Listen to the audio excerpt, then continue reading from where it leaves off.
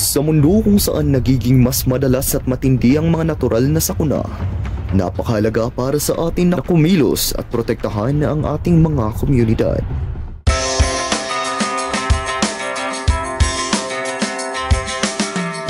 Ang apat na Disaster Risk Reduction and Management Thematic Areas ay mula sa updated National Disaster Risk Reduction and Management Plans noong 2020 to 2030. Ito ay binuo alinsunod sa mandato ng Republic Act 101 noong 2010. Ito ang batayan ng mga pulisya, plano at programa na binubuo at ipinapatupad ng mga ahensya ng pamahalaan sa pagharap ng mga sakuna mula sa level ng pambansang pamahalaan, panrehiyon, panlalawigan at bayan. Ngayon, ano nga ba ang ating gampanin sa apat na DRRM thematic areas na ito? Disaster Prevention and Mitigation.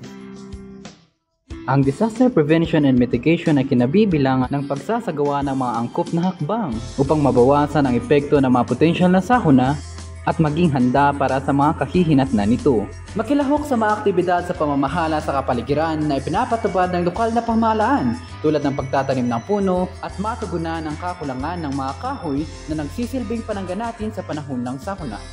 Kilalanin at suriin ang panganib sa ating kapaligiran at makipag-ugnayan sa pamahalaan para maging maalam sa mga emergency response plans at early warning systems and communication protocols.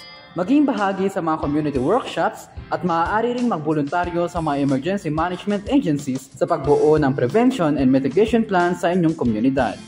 Disaster Preparedness. Maging maalam sa anumang sakuna upang matiyak ang kahandaan sa pagtugon at pagbangon mula dito.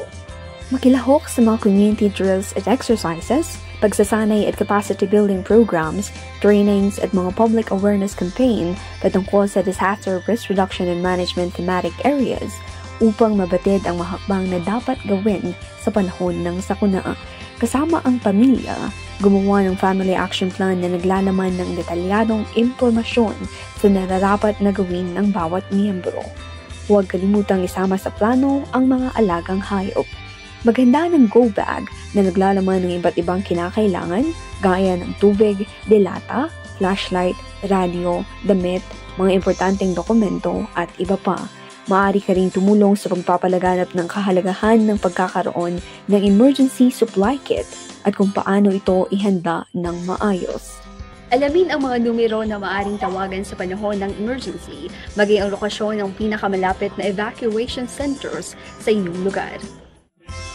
Disaster Response.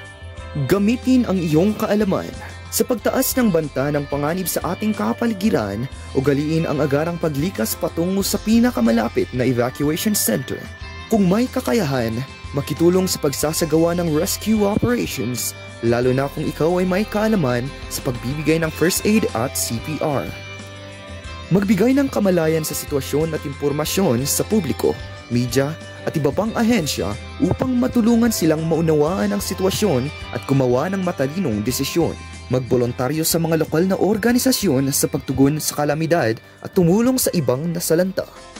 Makilahok sa pamamahagi ng mga pagkain at supply, tumulong tulad ng mga rebuilding activities. Disaster Rehabilitation and Recovery.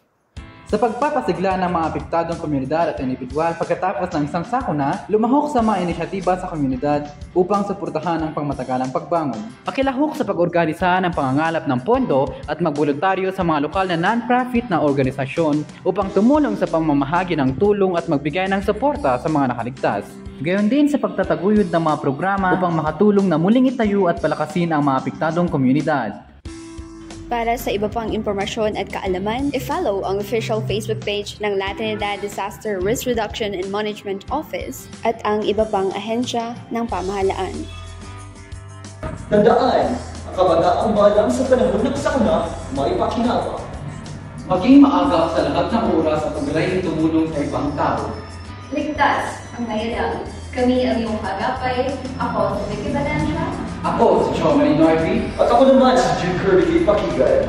Mabuhay!